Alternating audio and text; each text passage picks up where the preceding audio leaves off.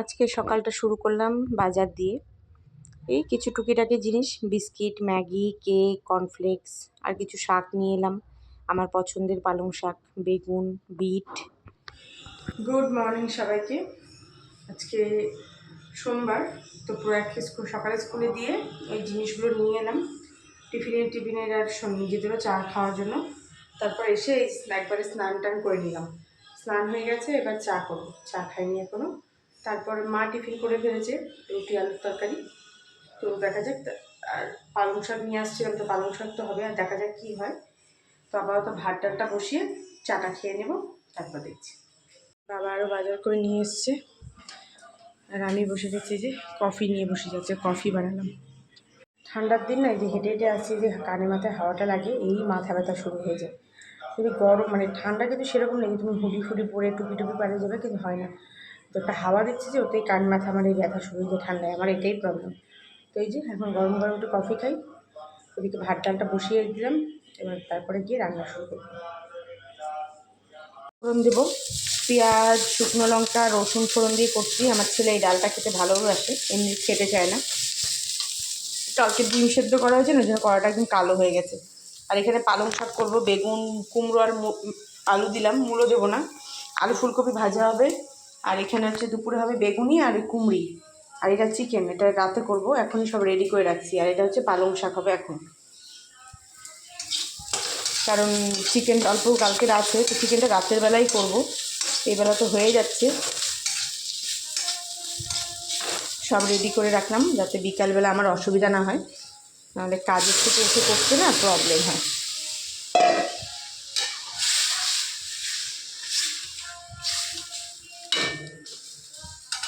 Ready করতে করতে এখন আমি টিফিন খাইনি। এখন মোটামুটি 11:30 প্রায় বাজতে যাচ্ছে। তো আমি এখন খেয়ে নেব। ডালটা হোক, পরে ফুলকপি আর এক পাশে পালং শাক বসিয়ে দিই। টিফিনটা খেতে যাওয়ার আগে ভাবলাম একটু পালং শাকটা বসিয়েই যাই। গোটা জিরে ফোড়ন দিয়ে সবজিগুলো ভেজে নিয়ে বসিয়ে দিয়েছিলাম পালং শাকটাকে। তারপর টিফিন খেতে চলে এসেছি। যে 12টা বাজে, পাম্প চালানো হয়েছে। ট্যাঙ্কিগুলো একবার দেখে গেলাম, আর কাপড়গুলো নিয়ে যাব, সব শুকিয়ে গেছে। তো এই যে এবার চলে যাচ্ছিলাম প্রয়াগকে আনতে। গাড়ির জন্য আমি দাঁড়িয়েছিলাম, তো অনেকক্ষণ দাঁড়ানোর পর আজকে গাড়ি পাই, মানে আমি আস্তে আস্তে দুটো বাস বেরিয়ে গেছে, তো অনেকক্ষণ দাঁড়ানোর পর একটা গাড়ি পেলাম। অনেকক্ষণ বেশ দাঁড়াতে হয়েছিল।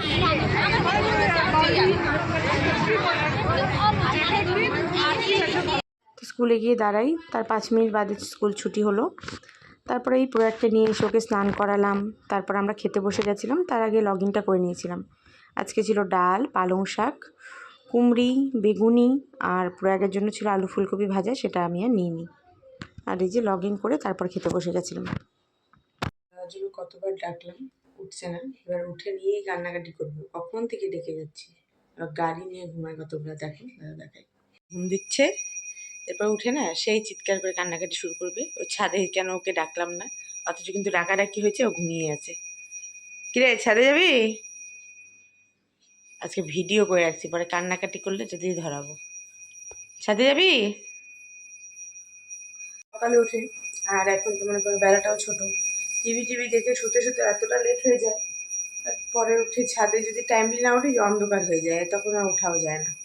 ঘুমাচ্ছে ঘুমাক, আমার কোনো সমস্যা নেই, কিন্তু উঠে নিজেই ভেবানি থাকে, এটাই বিরক্ত লাগে। ব্যাটিটা ফ্রিজে ছিল, কি অবস্থা, এটাকে একটু গরম করতে দিচ্ছি।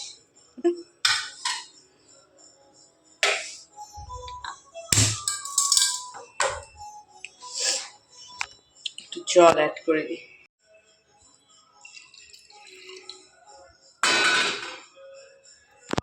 এখানে না মশলাটা সব রেডি করে রেখেছি, আমি সকালে বললাম। আর এই যে চিকেনটা, এখন এটা ম্যারিনেট করে রাখবো। আলু টালু আর ভাজবো না, যতটা শর্টকাটে করা যায়। সব মশলা দিয়ে রেখেছি, এটাকে বেটে নেবো, ব্যাস বেটে ম্যারিনেট করে রেখে দেবো।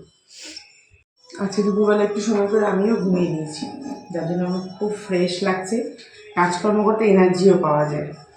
পুরো এক ঘুমাচ্ছে এখন, ঘুমাক, একটু পরে নিয়ে ওকে পড়তে বসাবো। ও বৃহস্পতিবার দিন ইংলিশ পরীক্ষা, এই দুদিন এখন ইংলিশটাই পড়ুক। জানি না কোনোদিনও গ্যাপ দেয় না, এবার পরীক্ষার সময় এত গ্যাপ দিয়েছে। মানে একটা পরীক্ষা বৃহস্পতিবার, এটা মানা যায় 14-15 মানে 14ই নভেম্বর তো হয়তো বন্ধই থাকবে স্কুল, 15-16 স্যাটারডে সানডে, দেন মানডেতে গিয়ে পরীক্ষা আছে, ঠিক আছে, এটা মেনে নিচ্ছি। তারপরে আবার জাম্প করে পরীক্ষা চলে যাচ্ছে ঠিক 3-4 দিন পর, মানে এরকম করে পরীক্ষাগুলো দিয়েছে 3 দিন 4 দিন 5 দিন পর পর। এরকম পরীক্ষা দিলে না খুব মানে নিজেদের সময় খুব বিরক্ত লাগতো, বাচ্চাদের সময় পড়াশোনার যে একটা এনার্জি থাকে না সেটাই চলে যায়।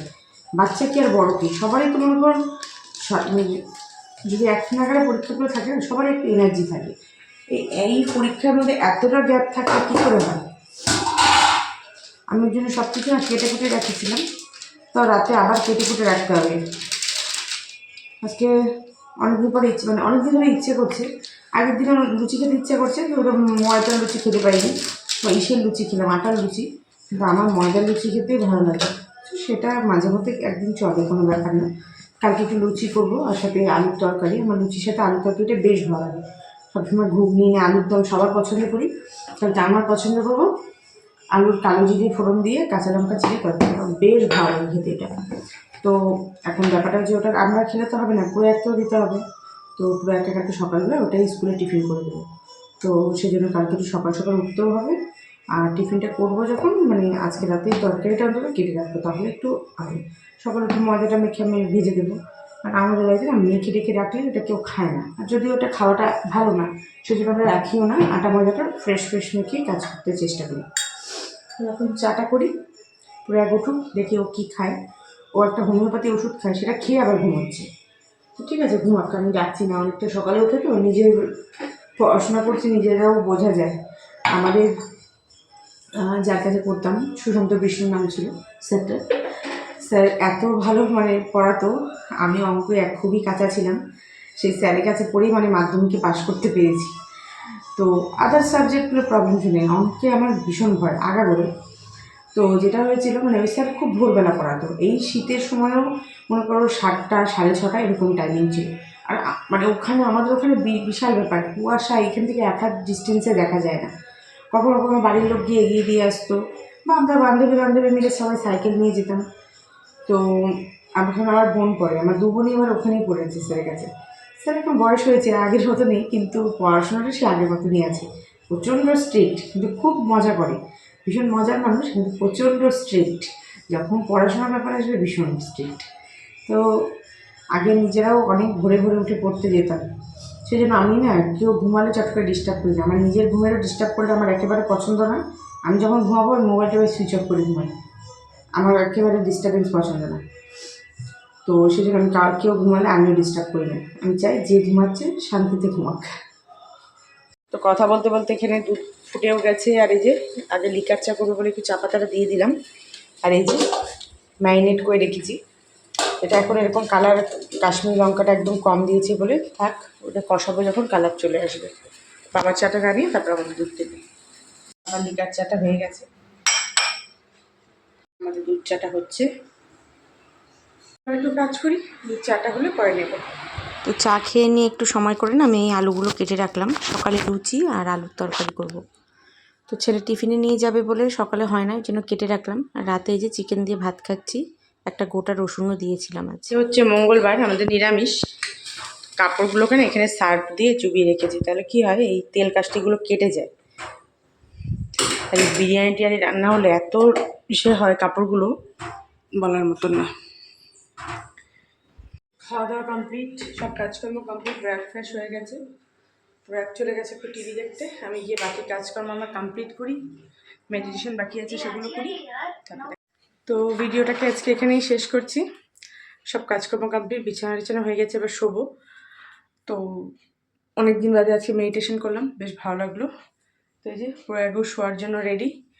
তো ব্লগটাকে আজকে এখানেই শেষ করছি, প্রায় 11:30 মতো বাজে। ভালো লাগলে অবশ্যই লাইক করো, দেখা হবে আবার একটা নতুন ব্লগে, ততক্ষণের জন্য সবাই ভালো থেকো, সুস্থ থেকো, গুড নাইট সবাইকে, টাটা।